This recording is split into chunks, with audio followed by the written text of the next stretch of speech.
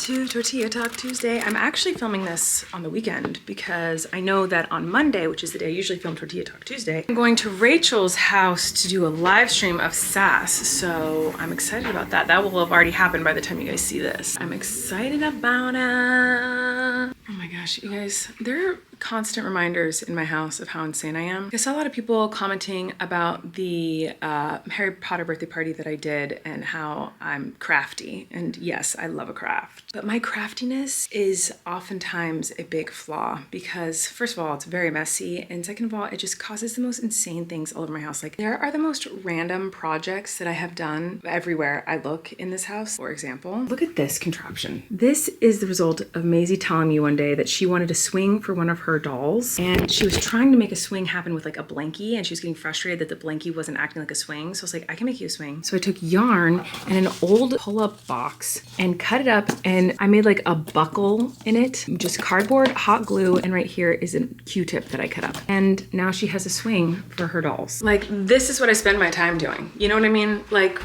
and it's not like it's cute. Like that doesn't look cute there. It looks like a piece of trash hanging from the bookshelf because that's what it is. The other night, I also made her an oven out of an old Amazon box because she's been obsessed with pretending to like make cookies, I guess, because that's what I do, like mother, like daughter. And so I made her a bunch of cookies and an oven out of felt and cardboard. I'll show you that if I remember, but I'll probably forget. You guys, I haven't had a chance to do my rocks in a while. And luckily I have about 10 minutes right now. So I'm gonna try to get it all done really quickly. So I'm not gonna be talking very much to you, but let's do a little bit of rock ASMR before I go put my kids to bed. Oh no, I dropped a piece of one of my tumblers.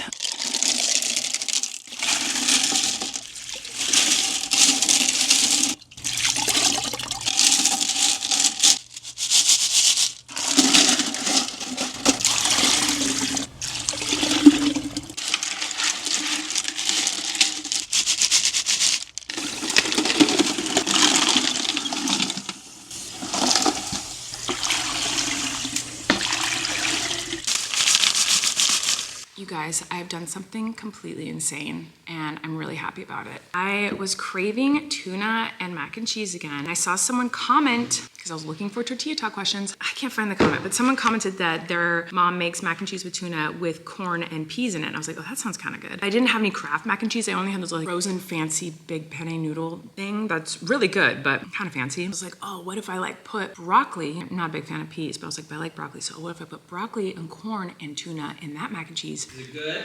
Mm-hmm. The tater tots, man. Have another bite. But then I thought, oh my gosh, you know what sounds really good is a tater tot casserole. What if I put tater tots on top of it? So that's what I did. I have mac and cheese with tuna, corn, and broccoli, and tater tots on top. Spectacular. It's so good. It's weird, but I do kind of wish it was just like a casserole, like a tater tot casserole. I think that's kind of what I was craving, was a tater tot casserole. But it's very good. It's got all the food groups. It's great. All right, let's answer questions while I make some cookies. Ignore the time on the freaking oven, okay? Dame Mickey said, how did you become so crafty and good at creating things? What do you think led to that? And that's in reference to the Harry Potter birthday party that I did. I would say I've literally always been crafty. Like it's something I've always really, really enjoyed. And it's not something I think I'm necessarily really good at. It's just something I really love. Like even when I was a little girl, I wouldn't like play with my Barbies and my dolls. I would do their hair and make them clothes and make them beds and bunk beds and try to figure out how to sew them comforters for their beds and make like a town for them. Like I was always crafting things for my toys. It wasn't like I played with my toys, I crafted for my toys, if that makes sense. I remember one time, somehow I got a bunch of quarters and I wasn't excited that I had like $5 in quarters. I was excited because I was like, ooh, I need somewhere to hold all my quarters. So I learned how to sew a bag just because I needed something to hold my quarters in. And I was more excited about sewing a bag than I was about the money that I had gotten. So it's something I've just kind of always loved and has always been a part of my life. But I saw a lot of comments on my last couple of vlogs about the Harry Potter party that I did because I DIY'd and crafted the entire thing. Lots of comments were like, oh my gosh, you should do crafting or party planning as a job. Basically, people were just encouraging me to make like crafting and DIY and party planning like a new career path. I can honestly say I don't think I would ever do that, only because the career of party planning is not the type of parties that I do. I don't think most people who would hire a party planner would expect like a diaper box cut up and painted on like and duct taped together. I think they'd expect like actually high-end products. But more importantly, like crafting is something I genuinely enjoy, and it brings me a lot of peace and comfort, especially in this time of my life where my main passion and joy has kind of not been a part of my life right now, you know, like performing is my main thing, my favoriteest thing, and that's not really a part of my life anymore. So crafting has kind of filled that creative space for me. And somehow performing was something that was really special because it was my biggest passion and my biggest love, but it was also something I loved having it be my job, whereas I don't think crafting would be that way. I think that if crafting became a job and I had to sell art, or I had to meet deadlines for certain art pieces, or had to do art for someone else that wasn't something that like I was inspired to do in the moment, it wouldn't be as fun. But maybe I'm wrong. I don't see it being, my God. Macy coughing, the monitor just scared the crap out of me. But I just don't see it becoming a career path for me at all. It's not something I desire. I like crafting and making parties and silly toys and worlds and things for my kids, but I just don't foresee it being something I'd ever make a career out of. I think it would take the joy and passion out of it for me. I think it's something I'll just keep to my own little passionate hobby. And I also saw a comment, this is supposed to be a Tortilla Talk where I'm reading the questions, but I'm just remembering the questions that I was seeing. But I also saw a comment, when do I have time to do all these crafts with 3 young kids? There was one comment was like, I don't even have time to like breathe. Like, how do you have time to do this? Full transparency, I do have a nanny. She's not full-time, but she's here a lot. And I am extremely privileged and lucky that I get to have that in my life right now. My mom helps me out a lot. So I know that I'm very lucky and privileged in that way. And that's something that like not all people have. And I feel super, super lucky that's part of my life. But that being said, I would say that 95% of my crafting is done when my kids are asleep. Most people, when their kids go to sleep, like to wind down and clean up the house. I don't know that people like that, but you know what I mean. They'll watch a TV show, they'll watch a movie, rest. That is my time to go like, when my kids go to bed, I'm a crazy person around the house. Like I'm like running around doing as many crafts as I can, as many creative things as I can. Editing, I'm working, I'm coming up with ideas. I'm most creative when my kids fall asleep. So the majority of my crafting happens in the middle of the night, and I don't get enough sleep because of it, and it is starting to really show. I am seeing it every single day in those wrinkles, honey. The bags, the Prada bags under my eyes are getting thicker and more voluptuous every day because I sleep less and less as the years go by. So it's not sustainable, it's not smart, it's not healthy, but I do mostly just craft when everyone's asleep. I think even if I had time to craft during the day, like if I had an hour free, I'd feel guilty doing it. My crafting is like my me time, and so I just want to make sure that no one needs me and I'm completely alone. Speaking of crafts, I said I was going to show you the little oven I made for Maisie out of felt, so let me see if I can find that. Okay, I'm going to show you the oven that I made for Maisie out of a bunch of cardboard and felt. She's been obsessed with pretending to make cookies lately, and it's really cute, so I wanted to make her own little cooking set. And I made it out of like this old organizer bin thing that I use for clothes in my closet. I had an extra one that was just holding random electronics in my office, so I cut a little door in it, and then I put felt inside, and I made a little like rack of felt and cardboard in there, and I made her a little baking sheet like so, and a little baking mitt. Is that what these are called? An oven mitt? And it doesn't fit my hand, but it fits hers. And a little spatula. I made this out of a plastic fork and a piece of cardboard, and then I wrapped the whole thing in felt and hot glued it all together. This is a piece of cardboard from a box I found in the trash and felt, and this is just felt and hot glue. So what I made was little cookies for her to put on her little cookie sheet. My initial idea was to put like lights inside and have buttons and sounds, but I didn't get that far. But there's chocolate chip cookies and little sugar sprinkle cookies. There's a bunch more of these, but she's probably lost them, which honestly I would too, they're very small. Again, this is just felt and a little bit of stuffing inside from when I had my random phase of being obsessed with making stuffed animals for my kids. She plays with this so much. She just puts it inside the oven. She closes it, she's like, oh my gosh, ding, ding, ding. And then she opens it, shakes it, she loves it. She has so much fun with this. So this was a really fun little project I did in the middle of the night one night. I actually think it took me 2 nights because I also made a cake. I wonder where that cake is. It's probably missing forever, but I made a little birthday cake too. I don't know if you guys remember this felt dollhouse that I made her months ago. Look at, it's filled with crap. She plays with this every day still. She loves this thing. But in case you weren't watching at the time or you don't remember, I'll refresh your memory of this little thing I made. So half the stuff is kind of missing because she plays with it so much, but this is made out of these old boxes that I used to tour with that held props and things, and I just cut up a couple of those and like hot glued them together with all this stuff. It's a lot of like that foamy stuff and felt. And it opens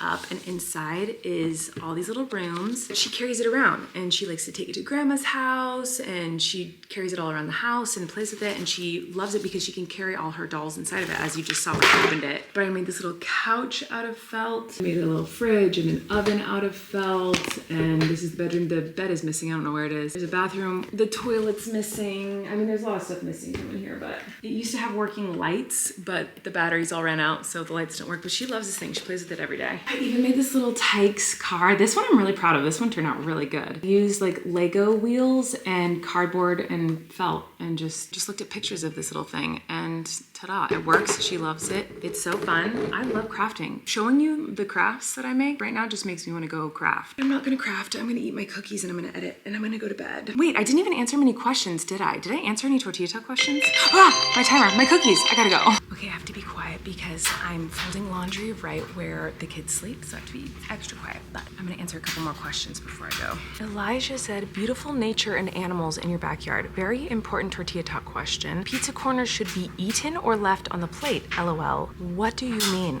What's a pizza corner? Are you talking about the crust? Are there people in the world that call it pizza corners and not pizza crust? Because it's a triangle, so wouldn't the corners be the two sides of the crust and then the tip of the pizza? Help me out. Do people call corners in other side of the world? It's called a crust here, and I eat the crust. I know it's an unpopular opinion, but I do like a crust. Chloe said, have you ever considered going on a Disney cruise? I've cruised since I was a child, however, never on Disney. I bet your kids would love it, much less overwhelming than a Disney park. I've been on a couple of Disney cruises. I have stories from my Disney cruise days. I've never performed on a cruise, but I've had lots of friends who've worked on cruises, meaning I could go on the cruise for free and stay with them. And I've done that twice on Disney cruises. One time I went with my sister for her 21st birthday, actually. And another time I went by myself. One of my best friends was friends with a girl who worked on a cruise ship, and she invited me to go on a cruise ship with her, and I went. Well, I made friends with all the performers on the cruise ship, and fun little fact,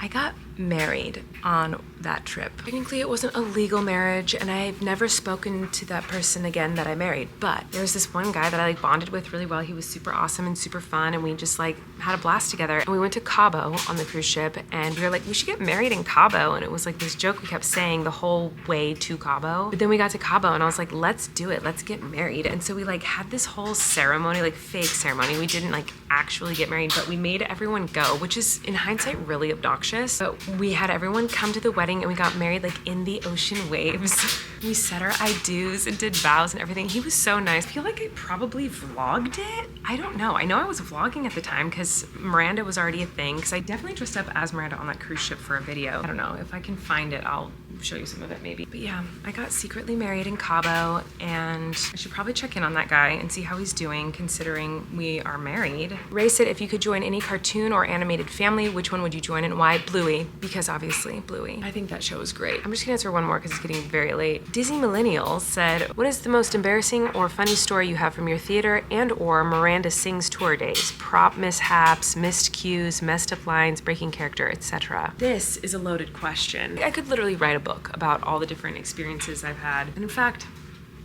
well, we won't get into that, but where do I even begin? There were so many prop mishaps and breaking character moments and fun, crazy moments. But the first thing that always pops to my mind when I think about embarrassing things that happened to me in my tour days is the time when I pooped in a prop toilet. And I was just thinking about this because I saw an interview with a girl who talked about how she did that on set. I wish I could remember her name. I think it was on the Kelly Clarkson show. But this girl was so funny and so charming and lovely, and I'm just watching this interview, it popped up on my For You page, and she was talking about how she pooped in a prop toilet on set. And I was like, oh my God, I cannot believe that it happened to someone else on this earth other than me, because that happened to me. Such a memorable moment in my career that I wrote it into Haters Back Off because it was such an insane thing that happened to me. But it happened to me in my very early theater days. Basically, I was backstage at the show and the crew, I was alone. I was back when I toured completely by myself. There was a backstage area. It wasn't even really a dressing room, and I had to go to the bathroom. And so I went and I found the bathroom, and it was a weird bathroom because it was a prop room. I didn't know that. It looked like a bathroom. There was a toilet and there was a sink and there was what looked like a bathroom. There was a bunch of other stuff in there, but like looked like a bathroom. So I was nervous and stressed because the venue was not being helpful or kind to me. I was all alone. I was really young.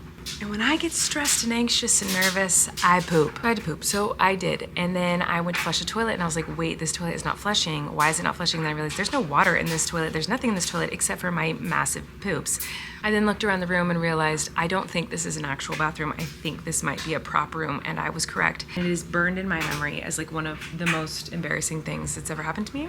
But my goodness, I have a story, an embarrassing or memorable moment from probably every single show I've ever done. So maybe we can do a whole vlog about that another time, but I'm gonna go because this vlog's getting very long. Thanks for watching, everybody, and I'll see you tomorrow. Okay, bye.